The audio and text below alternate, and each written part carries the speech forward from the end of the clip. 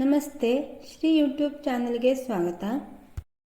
ಈ ವಿಡಿಯೋದಲ್ಲಿ ಲೋಟಸ್ ಟಬ್ಬಲ್ಲಿ ಸೊಳ್ಳೆಗಳ ಕಾಟ, ಇದಕ್ಕೆ ಏನು ಪರಿಹಾರ ಎಲ್ಲವನ್ನು ಈ ವಿಡಿಯೋದಲ್ಲಿ ತಿಳಿಸ್ತೀನಿ. ಅದಕ್ಕೂ ಮೊದಲು ಸಬ್ಸ್ಕ್ರೈಬ್ ಮಾಡದೆ ನೋಡ್ತಾ ಇದ್ದರೆ ಸಬ್ಸ್ಕ್ರೈಬ್ ಮಾಡಿಕೊಂಡು ಬೆಲ್ ಬಟನ್ ಪ್ರೆಸ್ ಮಾಡಿ ಆಲ್ ಅಂತ ಸೆಲೆಕ್ಟ್ ಮಾಡಿಕೊಂಡ್ರೆ ನಾ ಹಾಕೋ ಎಲ್ಲ ವಿಡಿಯೋ ನೋಟಿಫಿಕೇಷನ್ನು ನಿಮಗೆ ಮೊದಲು ತಲುಪುತ್ತೆ. ಎಷ್ಟೊಂದು ಜನ ನನ್ನ ಹತ್ರ ಹೇಳ್ತಾ ಇದ್ರು, ಲೋಟಸ್ ಟಬ್ಬಲ್ಲಿ ಸೊಳ್ಳೆಗಳ ಕಾಟ ತುಂಬ ಇರುತ್ತೆ, ಅದಕ್ಕಾಗಿ ನಾವು ಲೋಟಸನ್ನು ಬೆಳೆಯಲ್ಲ ಅಂತ ಎಲ್ಲ ಹೇಳ್ತಿದ್ರು. ಅದಕ್ಕಾಗಿ ನಾನು ಈ ವಿಡಿಯೋವನ್ನು ಮಾಡ್ತಾ ಇದ್ದೀನಿ. ಇದು ನನ್ನ ಅನುಭವ. ಸ್ಟಾರ್ಟಿಂಗಲ್ಲಿ ನಮ್ಮಲ್ಲೂ ಸೊಳ್ಳೆ ಆಗಿತ್ತು. ಆಗ ನನಗೂ ಅನಿಸಿತ್ತು, ಎಲ್ಲ ಹೇಳ್ತಿದ್ರು, ಅಂದರೆ ಅದಕ್ಕೆ ಫಿಶಸ್ಸನ್ನು ಬಿಡಬೇಕು ಅಂತ. ಆಗ ಅದು ತುಂಬ ಕಷ್ಟ ಅನ್ನಿಸ್ತು ನನಗೆ. ಹಾಗೇನೆ ನೋಡೋಣ ಅಂತ ಒಂದು ಲಿಕ್ವಿಡನ್ನು ನಾನು ಹಾಕಿದೆ. ನಂತರ ಹಾಗೆ ಅಬ್ಸರ್ವ್ ಮಾಡ್ತಾ ಬಂದೆ. ಆಗ ಅದರಲ್ಲಿ ಸೊಳ್ಳೆ ಇರಲಿಲ್ಲ. ಆಗ ನಂಗೆ ಅನ್ನಿಸ್ತು, ಇದಕ್ಕೆ ಸೊಳ್ಳೆ ಇರಲ್ಲ ಅಂತ. ಹಾಗೆಯೇ 15 ದಿನಕ್ಕೊಂದ್ಸಲ ಅದೇ ಥರ ಲಿಕ್ವಿಡ್ಗಳನ್ನು ಹಾಕ್ತಾ ಬಂದೆ.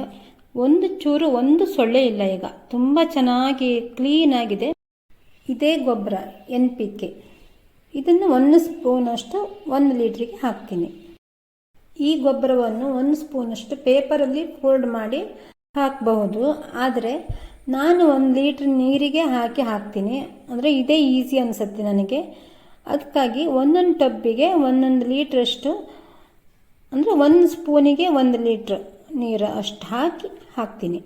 ಹೀಗೆ ಟಬ್ಬಲ್ಲಿ ಸುತ್ತಲೂ ಹಾಕಬೇಕು. ಪ್ರತಿಯೊಂದು ಟಬ್ಬಿಗೂ 1 ಲೀಟ್ರಿಗೆ 1 ಸ್ಪೂನಂತೆ ಹಾಕಿದ್ದೀನಿ. 15 ದಿನಕ್ಕೊಂದ್ಸಲ ನಾವು ಟಬ್ಬನ್ನಷ್ಟು ಪೂರ್ತಿಯಾಗಿ ಕ್ಲೀನ್ ಮಾಡಬೇಕು. ಗೊಬ್ಬರ ಕೊಡುವ ಮೊದಲು ಒಣಗಿರುವ ಹೂವಿನ ದಂಟು, ಆಮೇಲೆ ಕೊಳೆತಂಥ ಎಲೆಗಳು ಎಲ್ಲವನ್ನು ಟಬ್ಬನ್ನು ಕ್ಲೀನ್ ಮಾಡಿ ಸ್ವಲ್ಪ ನೀರನ್ನು ತೆಗೆದು ಬೇರೆ ನೀರನ್ನು ಹಾಕಿ ನಂತರ ಇದೇ ರೀತಿ ಗೊಬ್ಬರವನ್ನು ಹಾಕಬೇಕು. ಇದೇ ರೀತಿ ಹೂವು ತುಂಬ ಚೆನ್ನಾಗಿ ಬರುತ್ತೆ ಮತ್ತು ಟಬ್ಬು ಕ್ಲೀನ್ ಇರುತ್ತೆ.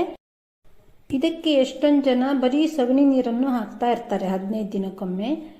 ಸಗಣಿ ನೀರನ್ನು ಮಾತ್ರ ಹಾಕಿದಾಗ ಸೊಳ್ಳೆಗಳು ಆಗುತ್ತೆ. 8 ದಿನಕ್ಕೊಮ್ಮೆ ಲೈಟಾಗಿ ಸಗಣಿ ನೀರು ಕೊಟ್ಟು ನಂತರ 15 ದಿನಕ್ಕೊಮ್ಮೆ ಈ ರೀತಿ ಕೆಮಿಕಲ್ಸ್ ಗೊಬ್ಬರ ಕೊಡೋದ್ರಿಂದ ಬೆಸ್ಟ್ ಅಂತ ನಾನು ಅಂದ್ಕೊಂಡಿದ್ದೀನಿ. ಸೊಳ್ಳೆ ಆಗುತ್ತೆ ಅಂತ ಲೋಟಸನ್ನು ಯಾರಾದರೂ ಗ್ರೋ ಮಾಡದೇ ಇದ್ದರೆ ಇನ್ನು ಮುಂದೆ ನಿಮ್ಮ ಗಾರ್ಡನಲ್ಲೂ ಈ ಲೋಟಸನ್ನು ಬೆಳಿಬಹುದು. ತುಂಬ ಚೆನ್ನಾಗಿ ಕಾಣುತ್ತೆ.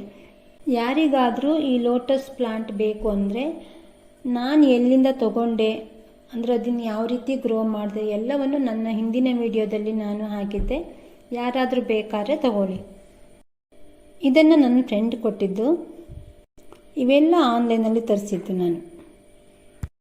ಈ ವಿಡಿಯೋ ಇಷ್ಟ ಆದರೆ ನಿಮ್ಮ ಫ್ಯಾಮಿಲಿ ಆ್ಯಂಡ್ ಫ್ರೆಂಡ್ಸಿಗೂ ಶೇರ್ ಮಾಡಿ, ಲೈಕ್ ಮಾಡೋದನ್ನು ಮರಿಬೇಡಿ. ಇಂತಹ ಹೊಸ ವಿಡಿಯೋವನ್ನು ತರಲಿಕ್ಕೆ ನಮಗೂ ಸಪೋರ್ಟ್ ಮಾಡಿ. Thank you for watching. ಇನ್ನೊಂದು ವಿಡಿಯೋದೊಂದಿಗೆ ಬರ್ತೀನಿ. Bye, take care.